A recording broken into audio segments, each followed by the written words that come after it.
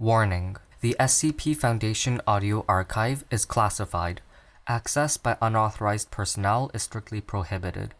Perpetrators will be tracked, located, and detained.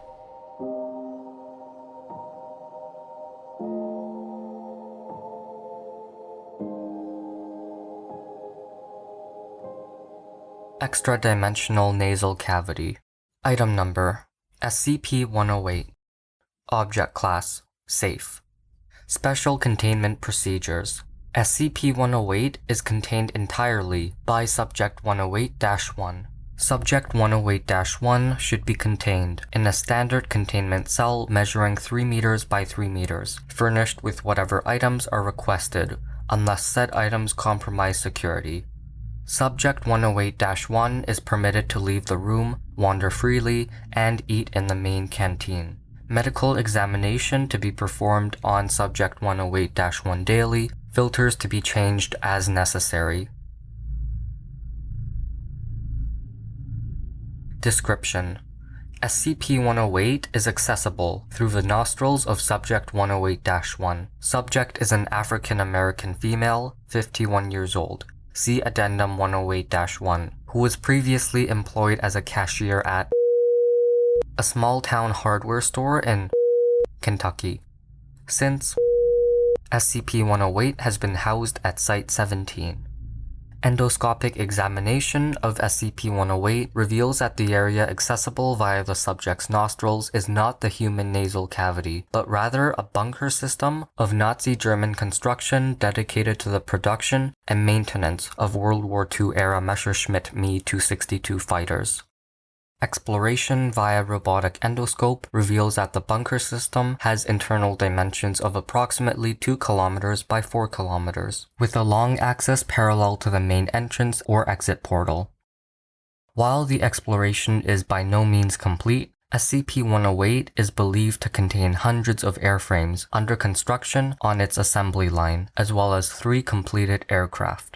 There is also a large quantity of human remains in the complex, particularly concentrated around the entry and exit portal, with the corpses of Nazi officials, military personnel, Hitler Youth, and civilians, possibly Ukrainian slave workers, in an advanced state of decay.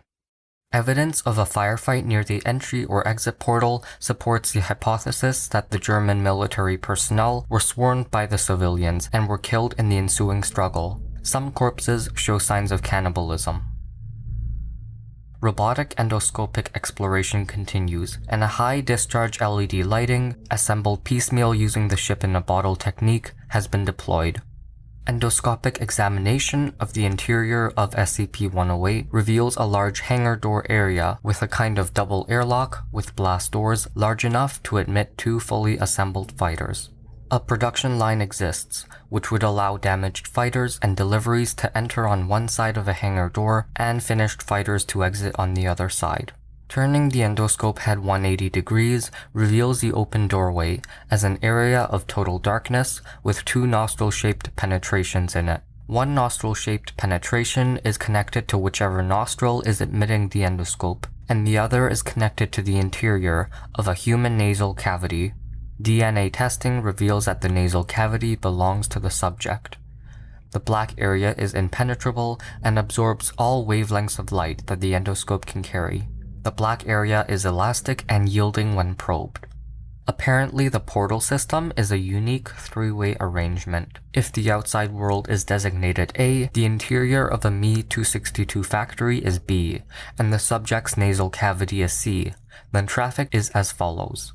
Anything, including gases and light, going from A end up in B. Items going from B end up in C. Items going from C end up in A. Presumably in 1944, it was intended that C and A were to be the interior and exterior of a double hangar at Tempelhof, based on the architecture of the hangar doors. Addendum 108-1.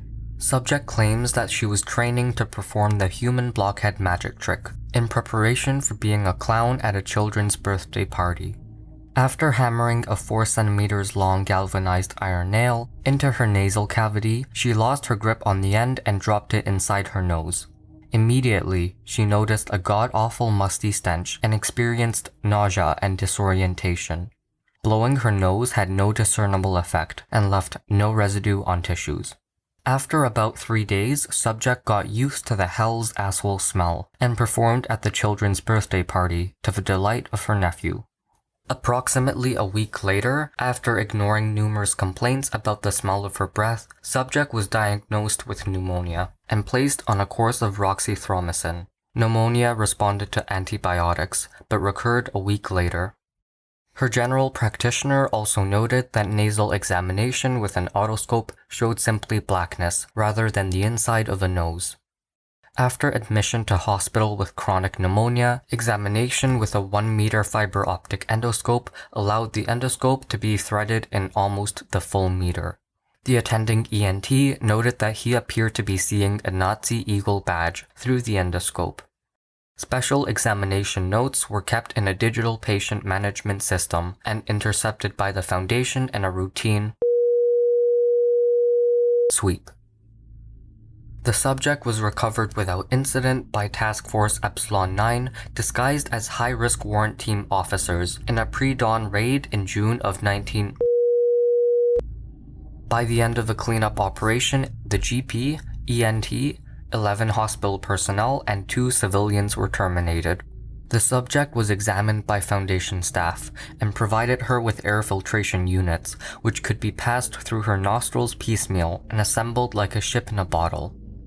The filtration filling must be removed on a regular basis when it gets expended, roughly once a week, as the subject is essentially inhaling the atmosphere of a formerly sealed Nazi mass war grave. Although initially hostile towards the Foundation, the subject has responded well to enhanced psychological conditioning protocols and now accepts her situation. Plan has been proposed in line with backing up all critical Foundation data at Site-62 in SCP-108. Data could be written onto microSD cards or similar compact non-volatile media and inserted into the subject's nostrils, provided some way to house a subject in a safe location is assured in the event of an XK-class scenario.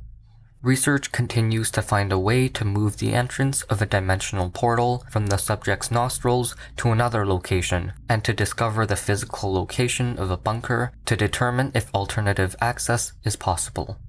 The original galvanized iron nail has yet to be found.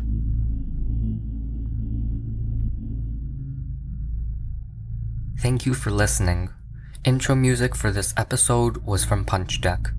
You can find more at soundcloud.com/punch-deck. Additional music for this episode was also from Mayu.